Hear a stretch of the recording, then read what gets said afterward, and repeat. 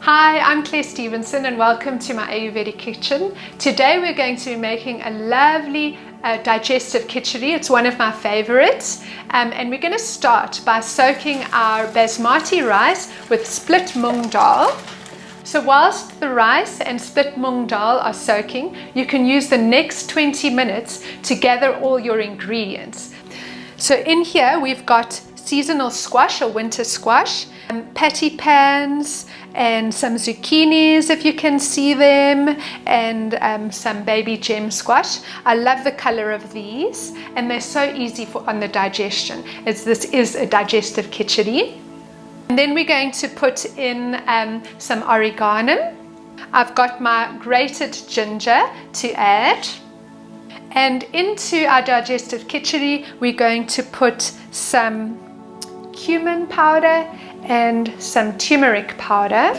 And then last but not least, we've got our 3 bay leaves, also good for your digestion, and then kombu. Now, an interesting story about kombu is that whilst it is a seaweed and highly nutritious for us, where Ayurveda is concerned, it's going to take the wind out of the lentils. Traditionally, kichadi is a meal that is given to you after you've been in a panchakarma treatment. If your stomach is upset, it's something that I do enjoy eating a lot. It's a simple meal, 1 pot cooking in the case of this kichadi meal, because our vegetables are going into the pot along with the rice and Mung Dal.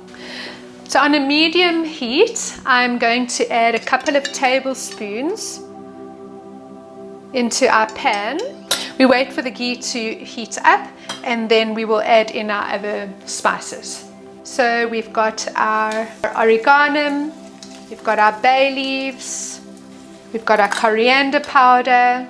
We're going to saute these around, and then into that let's add our rice and Mung Dal, turmeric powder, half a teaspoon, ginger, give it a nice stir, and then I recommend taking it off the heat and pouring in your 4 to 6 cups of water. We're going to bring to a boil and add in our kombu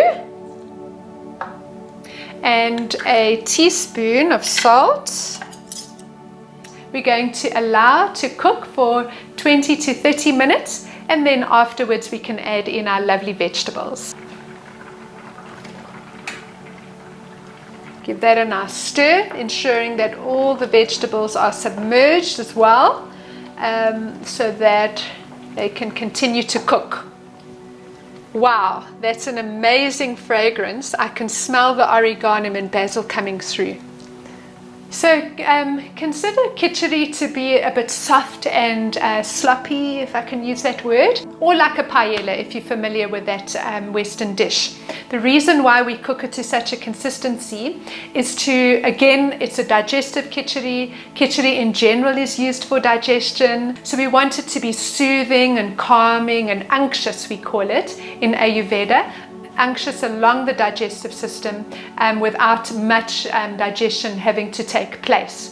If you feel you need to add more water to your kichadi, feel free to do so. Let's find out how our digestive kichadi is doing. Oh wow, that is fantastic. And no doubt, yep, it's soft and unctuous, easily to digest. And if you are on the other side of the camera, well, you would enjoy the smells as I am. You can definitely pick up on all the oregano in this case. So we're going to dish up our kichadi. So if you happen to come across the kombu, here it is. By all means serve it. It's very delicious to eat. I'm certainly going to eat it. Your guests may not like it, but it's super salty and I enjoy it. And then we can garnish it over there. And shall we take a taster? Find out. No doubt it's super delicious because I made it. It's tasty because I made it.